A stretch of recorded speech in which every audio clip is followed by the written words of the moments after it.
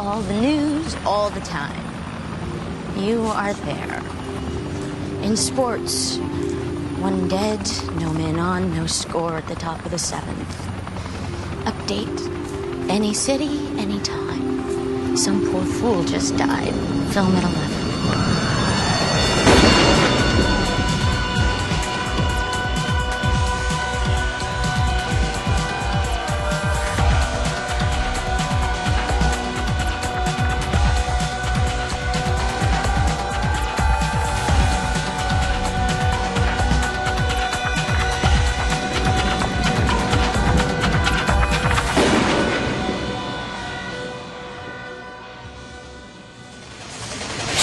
Welcome to Highlander Rewatch, the podcast where each and every week we talk about a different episode of Highlander. Except this week is a very special episode where we're going to be talking with one of the actresses from the first season of Highlander. My name is Keith. I'm one of your rewatchers. This is Kyle. This is Eamon. All right, and you may know her from Nightmare on Elm Street as Tina or Fast Times in Ridgemont High as Lisa.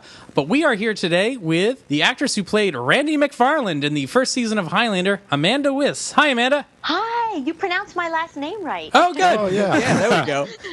That's an auspicious beginning. Yay. Very good. What percentage of people get it right on the first try, if you had to guess? 5. Wow. Wow. How do people usually say it? They say Weiss, Weiss. Some people say West. Oh, wow. I find, but mostly say Weiss or Weiss. And I'm sure that's correct, possibly somewhere. I don't know. Like, you know what? I don't even correct people anymore. Sometimes I do, like if I can, but I'm like YSS always sounds like abyss. It's just grammar. Yeah. Yeah. Well, that's good. I'm proud of us that we got it right. Yeah. I am too. Smarty pants.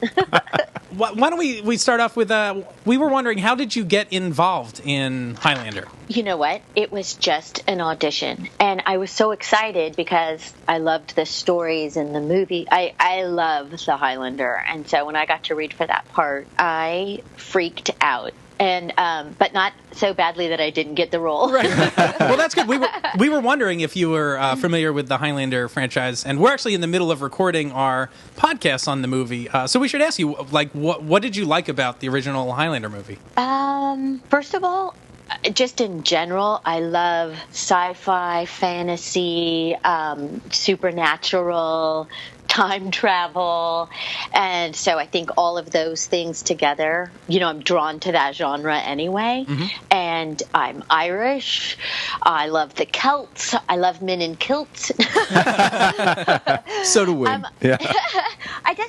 I love the magic of the story. I just loved the magic of the story and good versus evil and the gray area there within and people fighting to survive and to keep their soul intact, you know, and that connection to your past. I think it's romantic. Those are my thoughts. Yeah. So what was the audition process for this like? Honestly, I don't remember. Isn't that terrible? I don't remember. What I do remember it was that it was very easy in the sense that I think that I could have this totally wrong and David Abramowitz and anybody else involved is like, that's not what happened. But I remember it being really easy, like they wanted me. That could completely be in my head because I was determined to get this part. I was just determined. But for, you know, in reality, I could have read for it 10 times, but I don't remember that. I remember they want me, I want it, it is done. Awesome. That's great. And you auditioned for Randi and you got the part. That's pretty awesome. Yeah, I'm pretty sure that's how it went.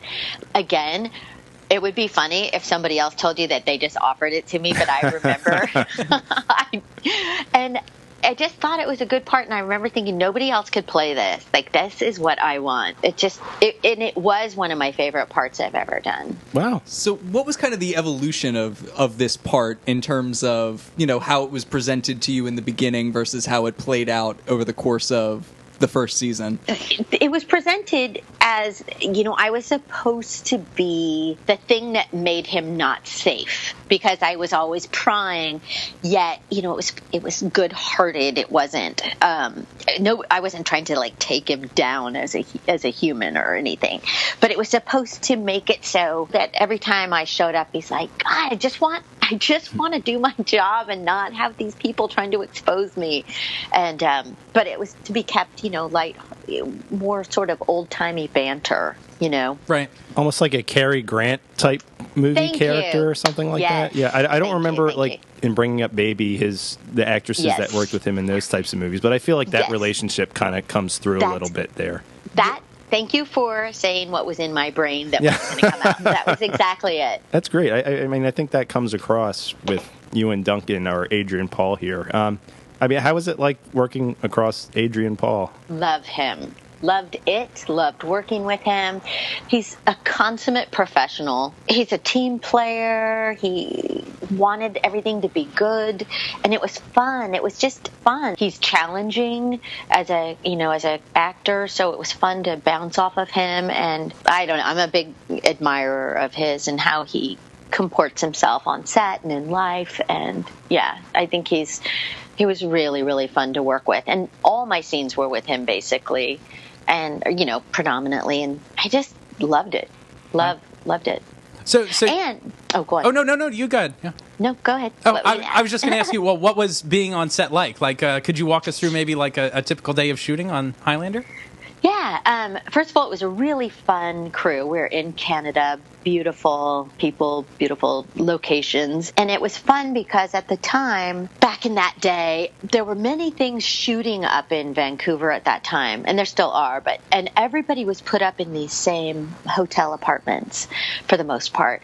So you would see all your friends from Los Angeles up there in various shows and things. So just even going to the gym or going to the restaurant in the hotel apartment complex, you would see all these people. So just that set up a really fun, adventurous, and also very safe environment. So you felt really, at home.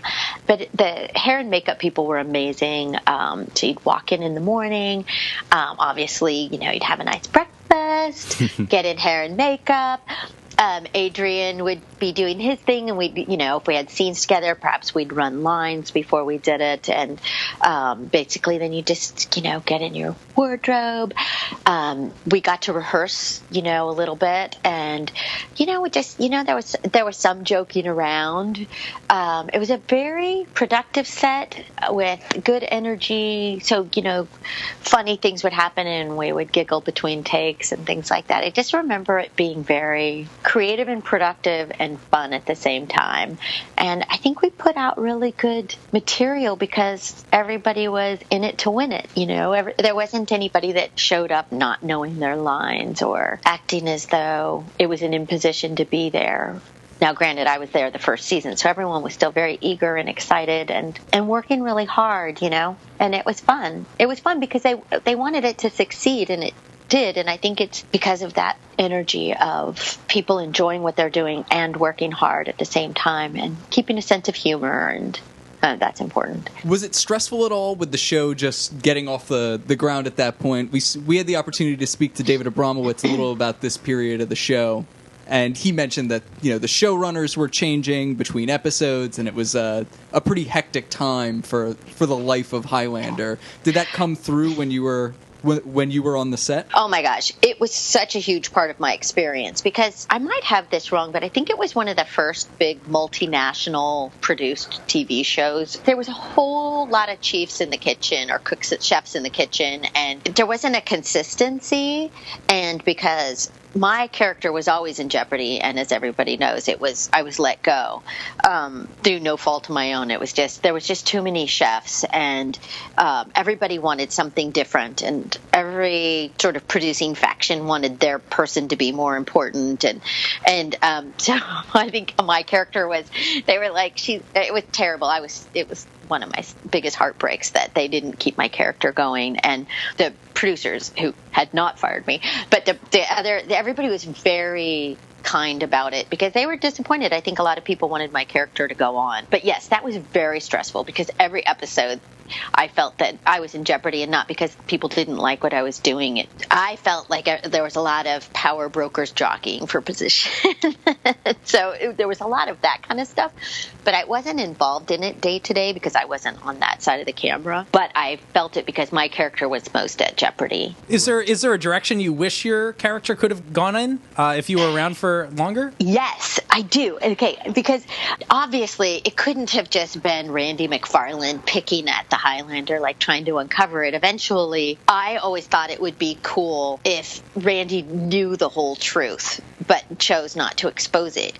But then went off and she left journalism, but wrote books about it or something like that, and was still in his life, and would talk about his antiquities and his, the things that she knew through their relationship, and that he sort of admired and felt like he liked he felt like it kept him safe, but somebody was telling his story. So I always thought that would have been a really neat kind of side thing, that they formed a unique friendship, and that perhaps through her knowing so much about him, she could help him solve some things or take care of some things, and they would have a unique Gal Friday kind of thing. I don't know. I thought it would have been genius, but they didn't.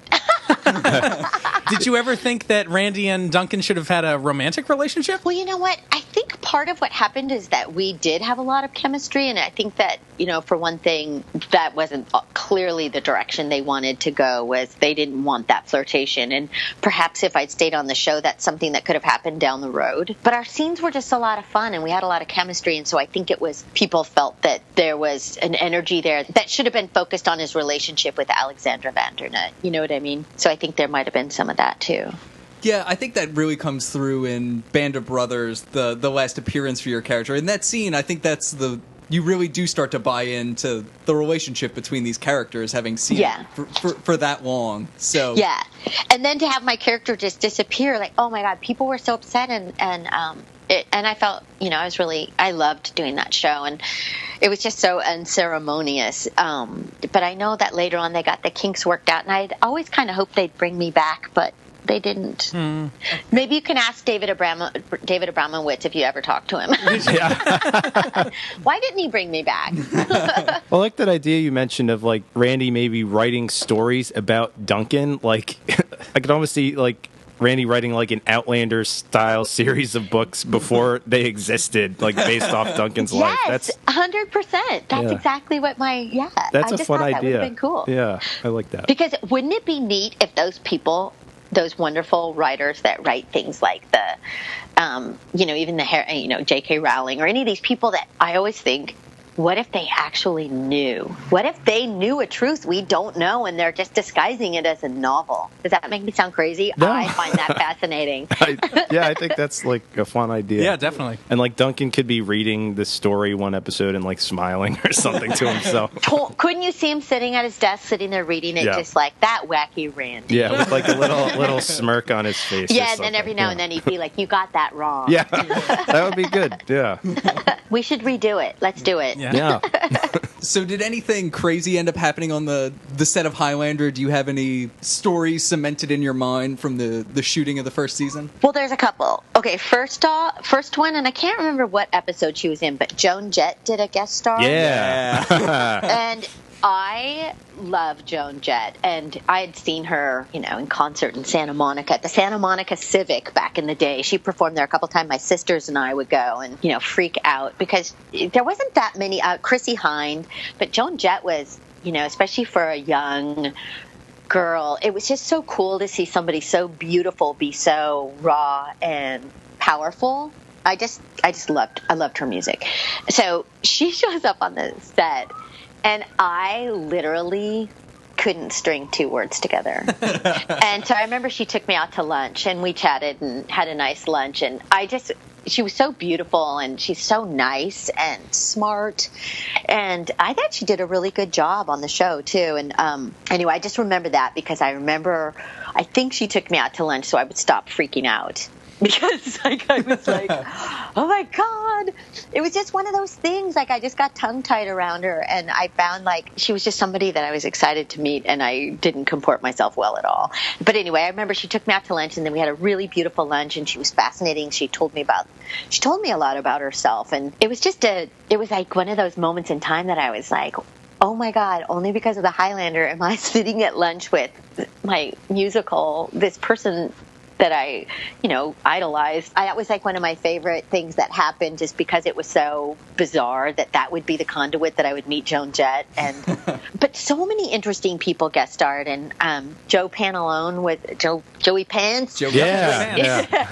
I think it was Bad Medicine. Yeah, you're right. No, See No Evil or Bad Medicine. Yeah. You got it. Yeah. Oh my God. What a character. What a lovely man. Just loves his family, loves acting, such a talented human and fun. And, every night we'd be like, can I buy you dinner? Can I, really loved being around actors and talking acting. And So what is Joey Pants like in real life? oh my God, he's just a character. He's got great stories, loves acting. He's so smart, loves his family.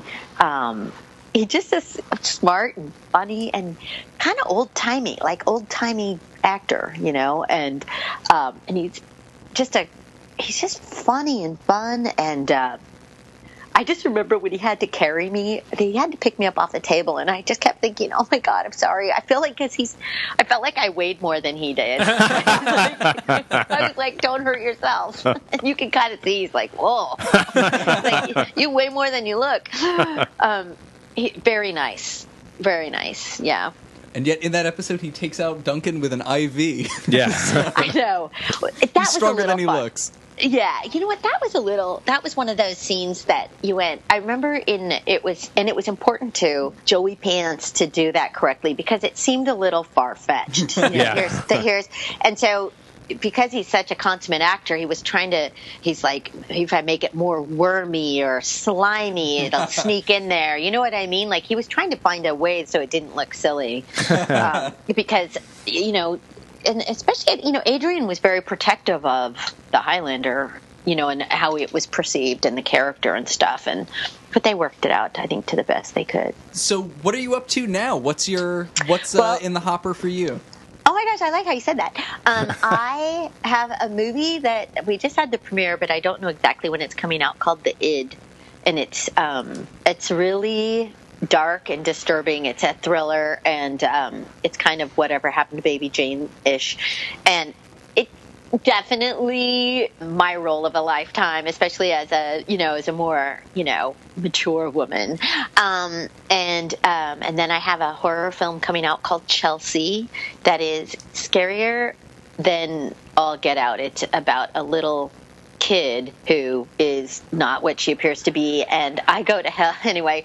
I get entwined, and I think that everything is fine, and the whole movie is me thinking everything is fine. Anyway, it's so scary. When I was reading the script, I gave it to my boyfriend, and I was like, I just want you to read the last 10 pages, because I literally screamed out loud. And he was just like, whoa! And I was like, right? And he's like, you got to do this. And I was like, okay. And then and I'm doing a web series called Devil's Gate, which is really good and creepy, about a place called Devil's Gate, and I'm a crime scene photographer, and so that's been really fun. So apparently everything is becoming sort of like thriller horror themed, so I've just decided that I'm just gonna ride off into the sunset as I'll get to be the crazier and crazier person in the creepier and creepier movies. So what's it like working on a web series versus a TV show versus a movie? Are they very different to work on? Well, they are. And this one happens to be, I'm actually a part of two different web series. One's called The Division, which is kind of 24-ish. And I play the senator's wife, who's now about to become the first lady. And it's everybody's evil, and it's filled with intrigue. And so what I find about the two web series is this. Well, first of all, Devil's Gate, because that's The Division. We're not going back to that for a couple of months, but the Devil's Gate, they have a full crew. It's amazing. It's very young enthusiastic people, very professional. So in a way, it's a smaller crew than a network TV show, but it was just as it was very efficient. Not just as efficient, but it was efficient. And the full makeup, full special effects crew, and all that stuff. So that I found really interesting. The division's a little bit more of a skeleton crew. I think depends on the enthusiasm and professionalness of the people doing it, because I've certainly been on, I'm so spoiled from growing up in network television and major studio films where, just everybody's mentored and there's a strong sense of professionalism. And, so sometimes in the independent film world, you have people that perhaps aren't properly mentored or don't really understand the process. That said, that has not happened to me on any of these independent films I just mentioned and the 2 web series. I just happen to fall in with a group of people who are, very professional and stuff, but it's definitely scaled down. And so it presents different challenges, but they're not always bad. Does that make sense? Yeah, Absolutely. definitely. So you talk about like professionalism on a set. How did you acquaint yourself? Because I believe I read you started as a stage actress. Yeah. How did you find the transition from stage to screen? And were you familiar with kind of the ins and outs of making a film? Kind of, only because when I was a teenager, I had booked a handful of television commercials. So I learned kind of, I learned about the camera because I was so young that the camera crew. My very first commercial was a Pepsi commercial. They were so sweet, and they were like, okay, this is the camera. These are the lenses. This is what the lenses mean. This is what it means when we say, it's a choker. And they're like, you can be a little bit bigger on the long shots. You have to be more still in the close-ups. This is your light. This is how you find your light. So I had some, in a really sort of obscure way through commercials, had some very nice people show me how to be in front of a camera and how to maintain my character. And then I just found an affinity for it. Like, I love being in front. I love the camera. I love the challenges of, on stage where you have all the energy coming from the audience and everything is alive and in the moment, and how to create that when that isn't happening, which is on a soundstage and you've got, people in the corner on their cell phones and half the time you're talking to a piece of tape because they already released the actor you're talking to, and how to just, sort of like download inside yourself the reality of what's happening. And it's actually I love being in front of the camera. And I haven't been in a play in so long. Like, somebody was talking to me about doing a play, and I was like, I think I would be so scared. So I probably need to get back on stage. But I had really good training. And then my very first TV series I did was this show called When the Whistle Blows. And it was with Dolph Sweet, who was a big Broadway star, and all these other actors. And my first day on the set, people were like, this is what you're going to do. This is where you sit. And so because I was so young, so I had some very strong mentors and actually people just bossing me around. But they taught me certain things that were really, like, Eleanor Donahue taught me how to rest in your trailer without messing up your wardrobe and hair. Not kidding. And you can do it. And so, like, there's all these things that, that sort of way of life is dying. So I think younger actors, it's a whole different world. We used to sit in, on the soundstage, and all the actors sat together and talked about their plays, and you learned from the older actors, and everybody shared stories. And now everybody sits in their dressing room talking on their cell phone. So you don't have that interaction anymore, or learning, or kind of having people you admire tell you stories or things like that. And I think that's actually to the detriment of, I think, sort of developing as an artist in a way. Does that make sense?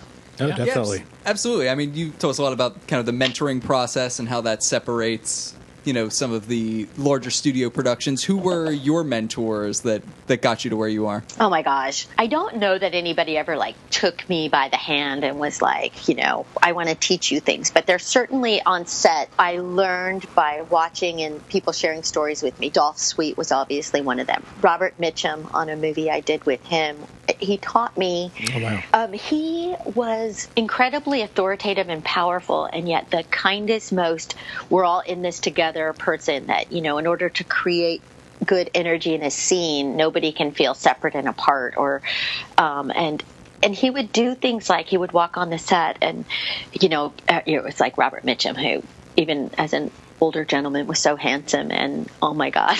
But he would say things like, may I get anyone a cup of coffee? I'm walking over to get coffee, and this stuff because he wanted you to be open around him so you weren't freaked out in front of the camera.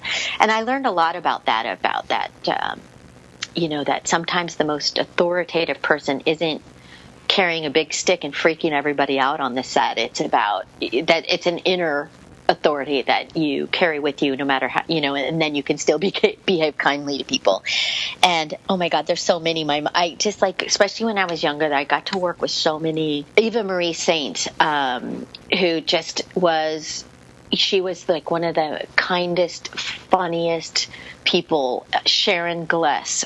She was incredibly powerful and authoritative, and would sit and tell me these wonderful stories because I played her niece a couple episodes on Cagney and Lacey, and she, is just like a powerhouse of a woman. And so there were these people that just taught me by their behavior and things they shared with me how to grow up in the business and how one can and should really behave on a set so that you actually are delivering the best product or the most truthful performance, because that's the reason we're there, is to try to help bring the words to life in the most truthful manner and be camera savvy enough to know that the camera catches everything you need it to see so that you can help tell the story.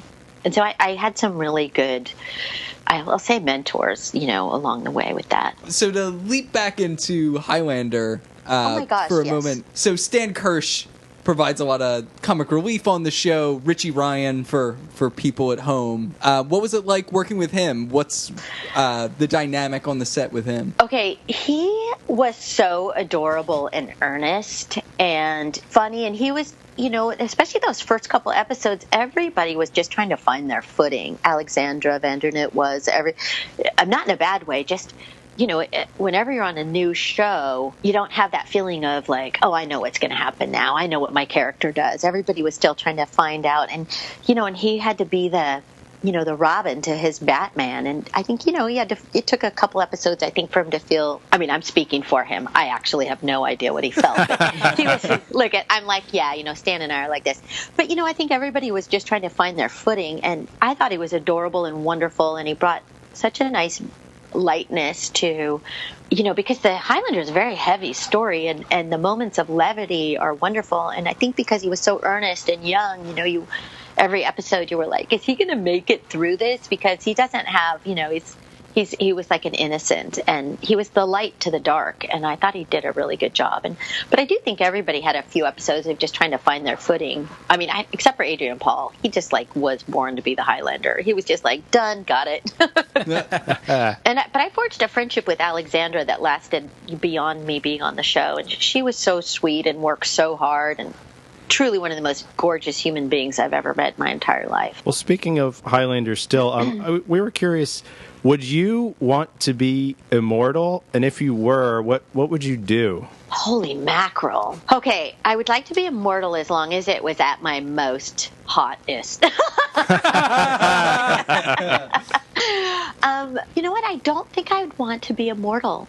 Just because I love those stories so much and they suffer so much, I just feel I think suffering in one lifetime is enough. But if I was immortal, I would want to figure out some way to ward off, diseases and things like that. I know that's weird. You probably wouldn't be able to change history, but I would want to do good, find some way to protect humanity. But then that wouldn't be good because then everybody'd live forever, and that wouldn't work either. So I don't know. What would you guys want to do? Oh, that's a good question. Oh, that is a good question. Yeah. Would you guys want to be immortal? Absolutely, yes. I'm just curious. I'm going with what that would you right. do? But I might regret that 300 years from now. But speaking now, I would say absolutely yes. And actually, I think that kind of the kind of scholarly professions are really interesting for an immortal, because you have all these, you actually have firsthand knowledge of various historical events and things like that. I actually think being something like a journalist or a historian or something like that would be kind of a fascinating... An archaeologist would be perfect. Because you'd be like, I was actually here before we had to dig it up. Like, in 2200, someone digging up the husk of an iPhone being like, well, actually... Yeah. I know, really. That's an iPhone 6. Oops. Yeah. Okay, what about you guys? Immortal or not immortal? Yeah, I think I would definitely side with Immortality. I agree with the academic pursuits. I come from kind of an academic background, so I really love research. I would love to be a historian, or I would also just love to travel the world. I feel like I would just move around the world and live in different places for 50 years here, 50 years there, and just learn about humanity and what makes us us. Do I want to be immortal? I don't know. I don't know. I think it's kind of a double-edged thing. So it's not a definite yes for me. If I was immortal, I think I agree with Keith. I would like to travel, and I just like to learn how to do as many things as I possibly could. Music, languages, different foods, cooking. I think it would just be that pursuit of knowledge. Yeah, and I definitely agree with your point. If I could be immortal as I am now, right? Yes, I would be. Yes. I'd be game for that. Like, if it was 60-year-old Kyle, he's got a bum knee. I might be. Yeah, you're like, oh, my bursitis for 300 more years. Well, you know what? I think I like the idea of traveling in the academic pursuits. If that was, as long as I wasn't in jeopardy for the entire time. You know what I mean? Right. I feel like how the Highlander was constantly he was in jeopardy. Like, how stressful is that? His adrenal, he was always in fight or flight. Yeah, I suppose if the fear of decapitation is real, suddenly immortality is less attractive. I don't often worry about getting my head cut off in my day-to-day life, but... Exactly. Yeah. What was your favorite episode of mine?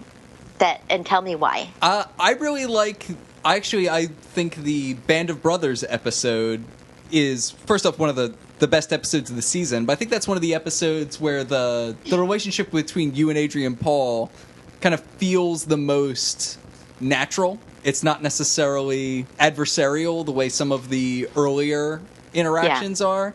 And I think you actually see some kind of sweet moments in that episode, and I think that's kind of a real bonus for that part of the first season.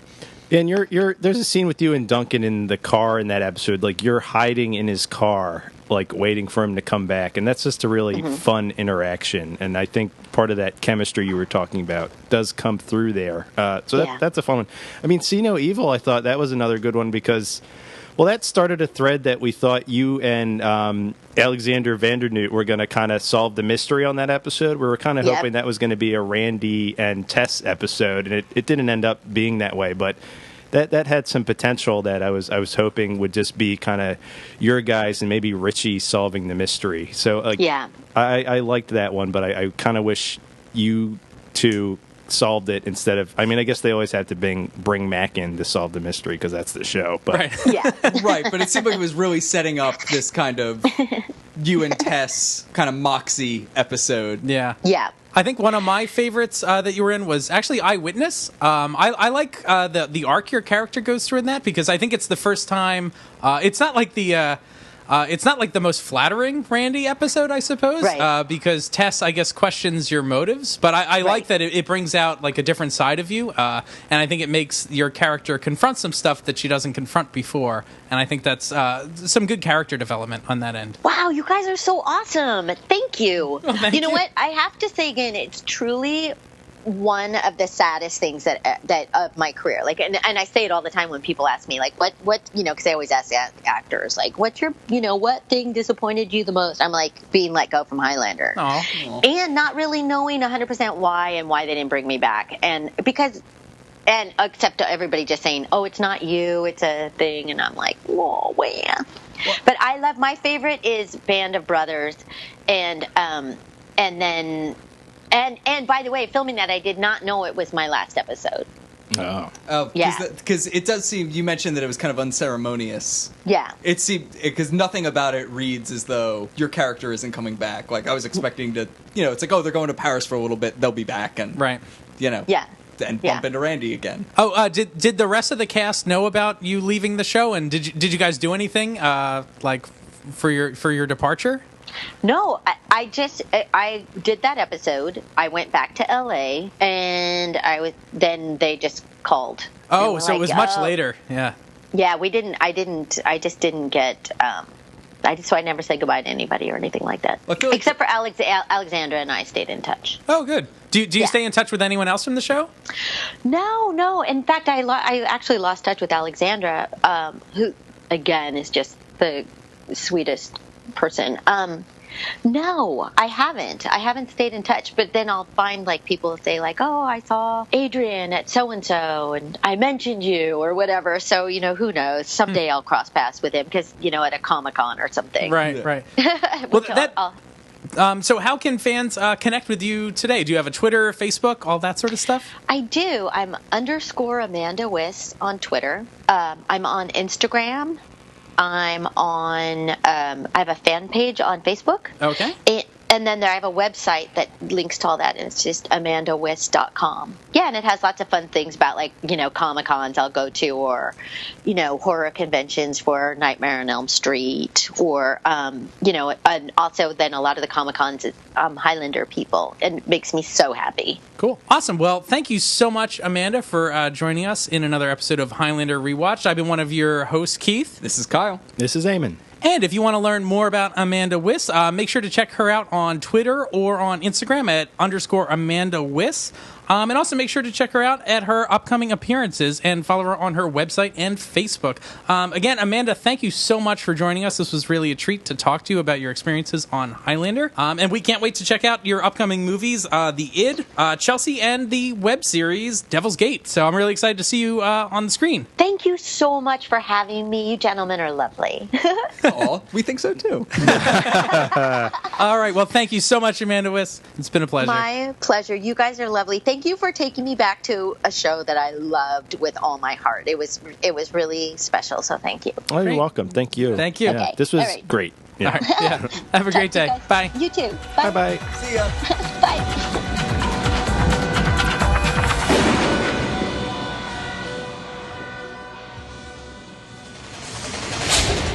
Oh, I'm the worst.